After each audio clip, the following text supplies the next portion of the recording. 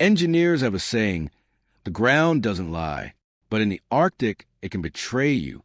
Take Pituffik Space Base, America's northernmost military outpost, 750 miles above the Arctic Circle, built on permafrost, soil that's been frozen solid for thousands of years. For decades, it held the weight of hangars, radar arrays, and runways without complaint. Then the heat from the buildings themselves started to win.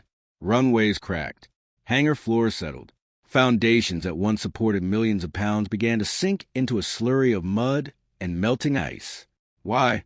Because of one unbreakable law of physics. Heat always flows from warmer to colder. Fourier's law of conduction tells us the rate of heat transfer is Q equals K dt/dx, where K is thermal conductivity and the temperature gradient drives the flow. Build a warm structure on ice-rich permafrost, and you create your own thaw zone. That single equation has haunted every major Arctic construction project for 70 years. And it's the real reason why any claim of a sudden, massive U.S. military landing in Greenland is far more complicated than the viral headlines suggest. Animated map of Arctic sea routes opening due to ice melt. Satellite view of Pituffik Space Base highlighting radar domes. Side-by-side comparison of Russian Arctic bases and Chinese research stations. 2026 news clips of joint exercises. Stock, non-sensational. Greenland sits at the crossroads of the new Arctic. Melting sea ice is opening shorter shipping lanes between Europe, Asia, and North America. Russia has militarized its northern coast. China is investing in dual-use ports and minerals. For the US and NATO, the island is a natural early warning platform for ballistic missiles and a forward operating node in an increasingly contested region. The U.S. has maintained a presence at Pituffik, formerly Thule, since the 1950s under defense agreement with Denmark. Today, the permanent U.S. contingent is roughly 150 personnel, focused on space surveillance and missile warning. Viral videos in early 2026 screamed, 12,000 Rangers and elite Arctic paratroopers have landed, Denmark on high alert. In reality, these claims exaggerated joint NATO exercises like Arctic Edge 2026, coordinated training with Denmark, Canada, and allies involving special operations teams, not a surprise invasion force. Denmark did increase its own presence and ran contingency planning amid diplomatic friction, but all major movements were planned and transparent. The real engineering question isn't, can we parachute in thousands of Rangers? It's, can we actually sustain them once they're on the ground? That brings us to the physics bottleneck. Cross-section animation of permafrost layers showing ice lenses. Heat flow simulation. Red heat plumes spreading downward from a building.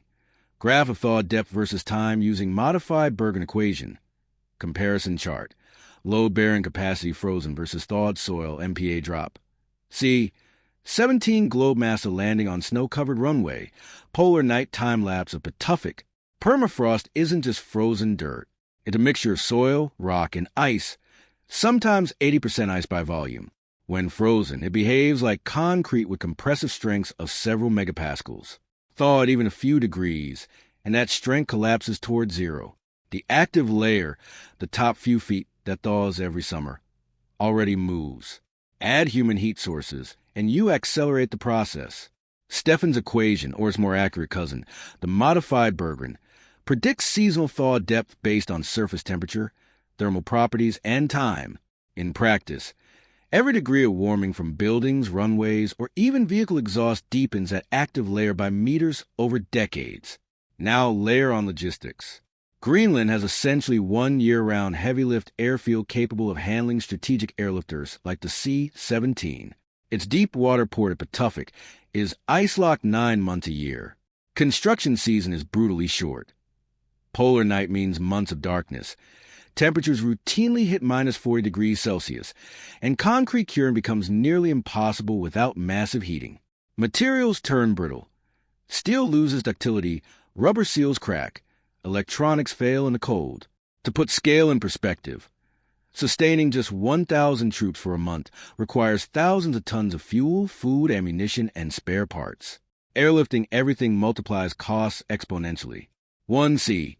17 flight from the continental U.S. burns roughly 100,000 pounds of fuel just to reach Greenland, And you still need tankers, maintenance crews, and heated hangars to keep the planes flying. The physics and geography combine into a perfect bottleneck. You can't simply land a massive force.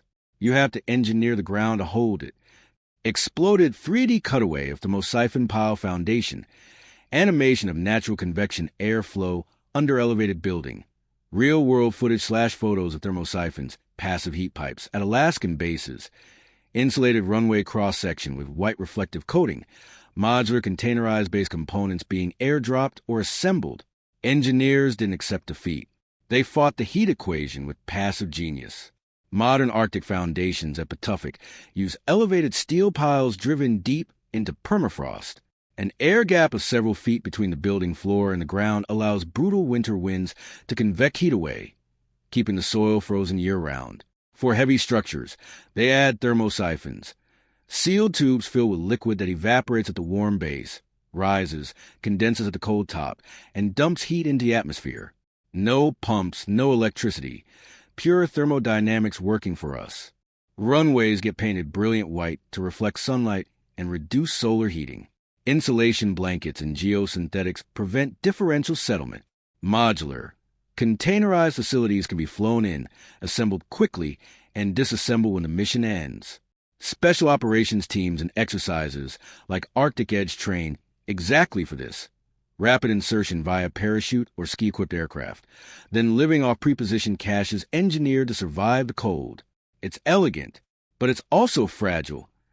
Every system requires constant maintenance in conditions that destroy ordinary equipment. Cost comparison chart, Arctic base sustainment versus temperate base.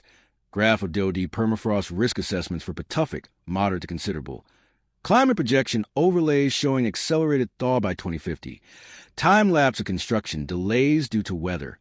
Here's the uncomfortable truth. These solutions work, but at enormous cost. Maintaining Pituffik already runs tens of millions annually just for infrastructure. Scaling to thousands of additional troops would require billions in new runways, ports, heated storage, and power plants. Climate change is accelerating permafrost thaw, turning yesterday's solutions into tomorrow's repair bills. And the human factor. Extreme cold reduces soldier effectiveness, increases injury rates, and demands specialized cold weather gear that itself has weight and logistics penalties. Paratroopers may land dramatically, but without engineered support on the ground, they become a liability, not a force multiplier. 11 to 12 o'clock, the verdict in economic reality. Visual. Side by side of Pituffik today versus conceptual expanded Arctic base. Final graph. Cost per troop year in Arctic versus lower latitudes. So, is a massive 12,000 troop deployment in Greenland viable? 4 short, well-planned exercises with Allied support. Yes, a sudden unilateral shock landing that overwhelms local infrastructure? Physically possible in theory. Practically a logistical nightmare that will consume resources faster than it projects power. The real story is an invasion. It's incremental, expensive engineering, upgrading existing bases, diplomatic agreement for access, and continuous investment in passive cooling and modular systems. Current U.S. plans focus on target expansions, not occupation. Economically, every extra soldier in the Arctic costs several times more than one station in a temperate climate. Nature doesn't do discounts. Wide shot of Pituffik at midnight sun, then cut to engineers working on a thermosyphon installation. Fade to Earth from space with Arctic highlighted. Arctic engineering is the ultimate first principles test. We bend the laws of heat, soil mechanics, and logistics as far as physics allows, but we never break them. The ground still has the final vote. Human ingenuity keeps pushing the frontier. The question is whether we're willing to pay the bill, not just in dollars, but in the relentless maintenance demanded by one of the harshest environments on the planet. Because in the end, the Arctic doesn't care about headlines. It only respects good engineering. Subscribe. What other extreme environment engineering stories should we cover next?